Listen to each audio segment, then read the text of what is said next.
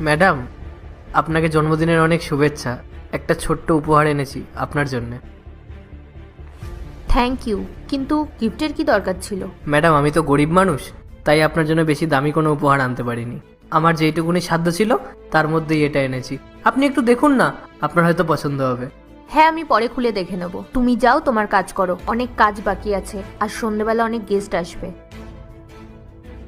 আর শোনো, তুমিও সন্ধ্যেবেলা এসো কেক খেতে। ঠিক আছে ম্যাডাম। বাহ, আমার বাড়ির কাজের লোক, আবার নিজের মালকিনের জন্য গিফট নিয়ে এসেছিস। ম্যাডাম, ফোনটা কেমন ছিল? ভালো ছিল। ম্যাডাম, আপনি একবার ক্যামেরাটা খুলে দেখুন, খুব ভালো। আরে কতবার বলবো ভালো ছিল ফোনটা? তোমার কাছে কি কোনো কাজ নেই? তখন থেকে আমাকে ডিস্টার্ব করে যাচ্ছ। বাড়ির সব কাজ হয়ে গেছে? যাও গিয়ে দেখো রেলিংটা নোংরা হয়ে আছে, পরিষ্কার করো।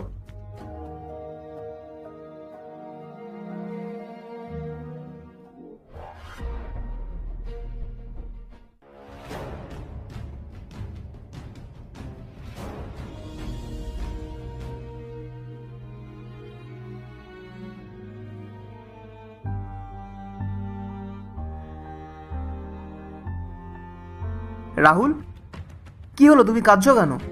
কিছু না বাবু। কি হয়েছে বলো?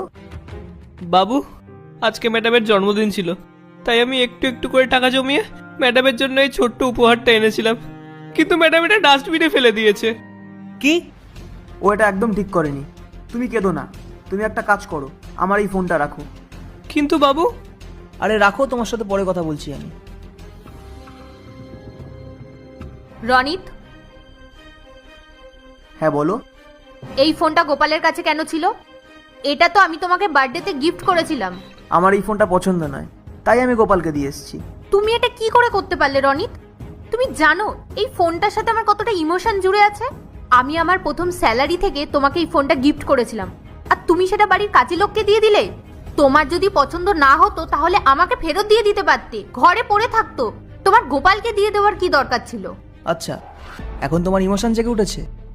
তখন তোমার ইমোশন কোথায় ছিল, যখন তোমাকে গোপাল একটা ফোন গিফট করেছিল, তাও আবার তোমার জন্মদিনে? আর তুমি ওই ফোনটাকে ডাস্টবিনে ফেলে দিলে?